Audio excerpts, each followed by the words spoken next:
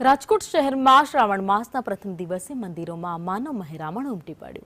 150 વર્ષથી પણ વધુ પ્રાચીન અને ઐતિહાસિક પંચનાથ મહાદેવ મંદિર ખાતે મોટી સંખ્યામાં ભક્તોનું માનવ મહેરામણ ઉમટી પડ્યું। વહેલી સવારથી જ શિવજીને જળાભિષેક, દૂધનો અભિષેક અને વિશેષ પૂજા અર્ચન કરવામાં આવ્યું। શ્રદ્ધાળુઓની લાંબી કતારો પણ જોવા મળી।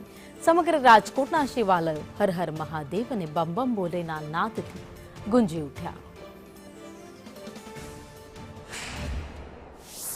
આજથી શ્રાવણ માસની શરૂઆત થઈ છે ત્યારે રાજકોટ સહિત સમગ્ર રાજ્યમાં હર હર મહાદેવના નાદથી મંદિરો છે તે ગુંજી ઉઠશે। ત્યારે મારી સાથે પૂજારી છે, આપણે તેના સાથે વાત કરીશું। આજથી શ્રાવણ માસની શરૂઆત થઈ છે, કઈ પ્રકારની તૈયારી? આ બન્ના દાદા 154 વર્ષ જૂના છે, 150 વર્ષ જૂના મંદિર છે આપણો રાજાશાહી વખતનું।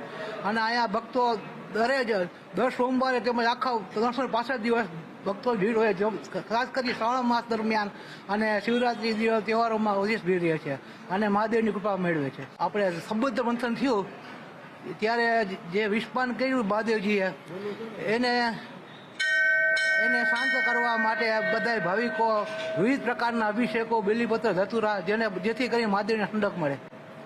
ચોક્કસ મારી સાથે દર્શનાર્થીઓ છે, આપણે તેના સાથે પણ વાત કરીશું। આજથી શ્રાવણ માસની શરૂઆત થઈ છે, કઈ રીતની પૂજા કરશો?